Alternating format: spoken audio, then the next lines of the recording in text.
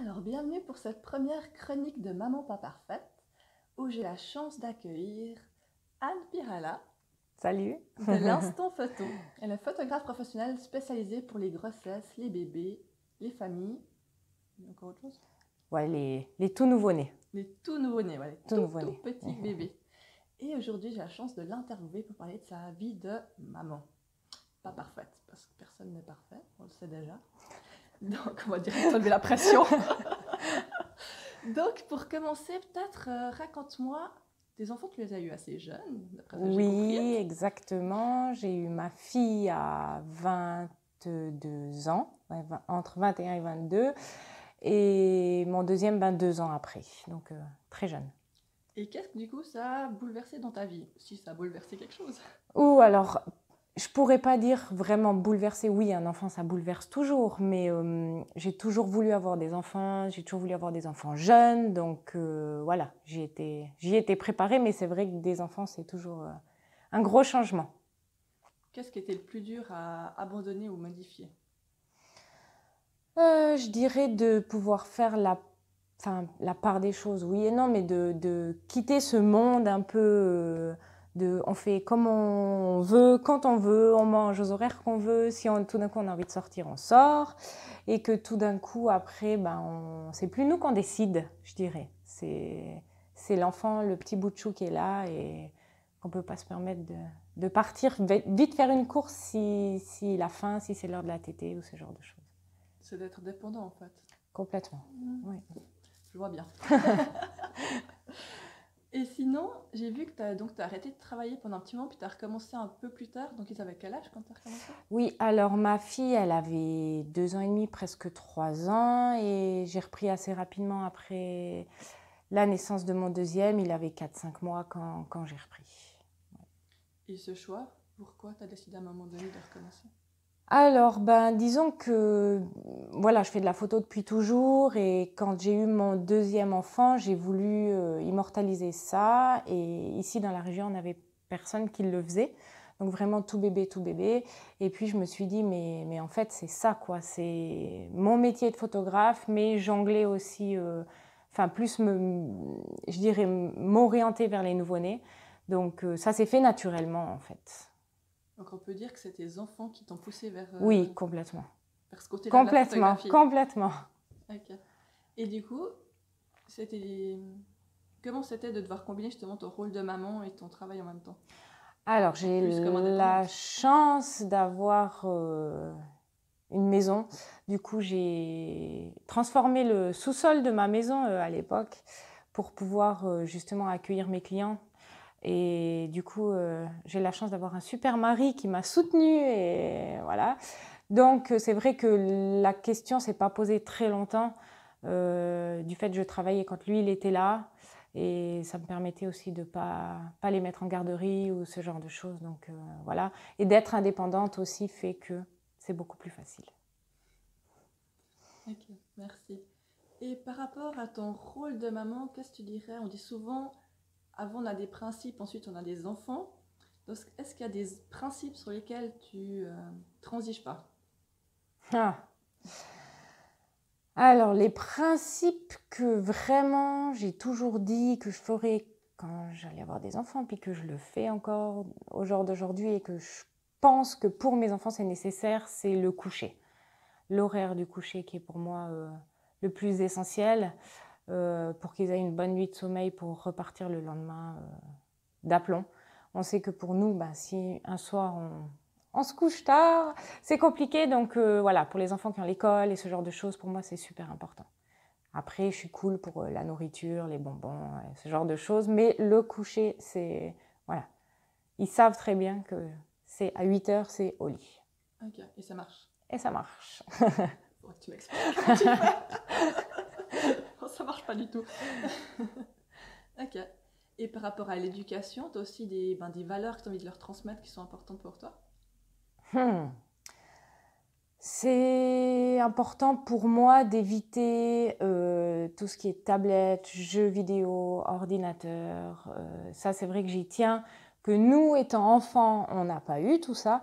Et au jour d'aujourd'hui, on sait très bien maîtriser ce genre de choses. Donc, voilà, j'essaye d'éviter, on n'a pas encore, je trouve, assez de recul avec tout, voilà, toutes ces ondes et ce genre de choses. Donc j'essaye d'éviter. Alors bien sûr, on a une console de jeu à la maison, qui était la nôtre déjà de l'époque.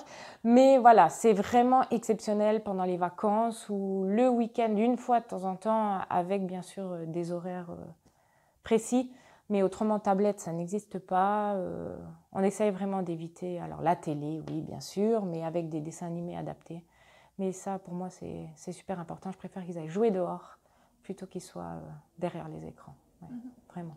Et du coup, parce qu'on pense qu'il y a plein de parents qui ont les mêmes idées que toi en tout cas, comment tu fais pour que ça marche quand ils réclament 2, 3, Alors, 4, ben, 5 fois? c'est vite vu, ils réclament pas forcément parce que la tablette, il y en a eu une et puis je me suis rendu compte qu'ils deviennent vite accros. Donc, je leur ai dit, mais c'est un secret qu'elle était cassée, qu'on n'en rachèterait pas. Donc, du coup, elle est dans un tiroir caché.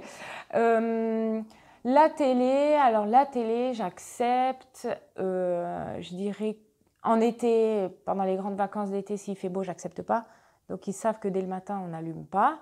Et ils n'ont pas le choix que d'accepter, en fin de compte. Puis les jeux vidéo, mon fils me demande, mais je dis non, pas aujourd'hui. Ou si c'est le week-end, où je dis ok, mais 1 heure. Et puis je mets le minuteur sur le Natel et quand ça sonne, c'est fini. Et quand ça Voilà. sonne, ils éteignent. Et quand ça sonne, alors ils râlent bien sûr comme tous les enfants, mais ils éteignent. Voilà. Ok. Joli. Moi, j'en suis arrivée à la mettre à la cave, tu vois. Ah Ça voilà, marchait pas. voilà. Donc, Non, alors nous, elle est débranchée, elle n'est pas branchée en continu, donc on doit nous la brancher. Mais c'est vrai que, et je crois que c'est pas quelque chose qui les attire forcément. J'ai peut-être aussi de la chance à ce niveau-là. quels seraient les conseils que tu aurais aimé avoir avant d'être maman ou que tu étais toute jeune maman, qui t'aurait aidé? Alors, c'est quelque chose que je dis souvent, souvent, souvent à mes clients quand ils arrivent ici avec un nouveau-né. En général, il a en moyenne 6 jours de vie. Donc, les mamans sortent de la maternité pour passer par le studio. Et c'est ce que je dis, peut-être les sages-femmes, les infirmières ou les pédiatres qui vont me regarder vont peut-être me gronder. Mais je dis, alors bien sûr, il faut écouter les conseils de toutes ces personnes qui sont là pour vous entourer, pour vous aider. Mais le plus important, écoutez-vous vous-même. Je crois qu'en fait, l'enfant va sentir si vous faites quelque chose avec conviction et que vous y croyez, que ce soit nouveau-né, bébé ou enfant plus tard, ça se ressent et du coup, ça va bien se passer. Que si vous faites quelque chose à contre-cœur, on peut voir ça déjà tout petit avec l'allaitement ou donner le biberon. Une maman qui allaite entre guillemets pour faire comme les autres ou à contre-cœur, on sait que ça va mal se passer. Enfin voilà. Donc, moi, j'aurais bien voulu avoir ce conseil plus jeune, parce que comme on était jeune, on écoutait les médecins, les sages-femmes, les pédiatres, et ce qui est très bien aussi, bien sûr, mais de s'écouter soi-même et de faire comme nous, on pense en tant que parents. Je pense qu'il y a meilleur, il y a pas mieux en fait, en fin de compte. Ouais, on a les meilleures personnes pour savoir Complètement, ce que veut notre enfant. oui, et vous faire confiance, vraiment, c'est important. Et du coup, ça implique d'avoir confiance en soi. Exactement. Alors ça, c'est vrai que c'est un peu plus compliqué si on n'a pas confiance en soi-même de transmettre la confiance à l'enfant. C'est plus compliqué, mais je pense que toute maman qui porte la vie et tout papa qui est là présent à ses côtés, ils sont entièrement, enfin tout le monde est capable. Il n'y a pas de raison qu'ils ne soient pas capables. Donc, faut se faire confiance. Ça marche. Merci.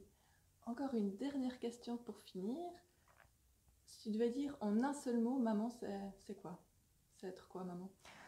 Maman, c'est que du bonheur. Alors là, j'en ai 3, mais je vais rajouter aussi que oui, c'est que du bonheur, mais il y a aussi des moments de difficulté, il y a aussi des moments de crainte, de stress, voilà.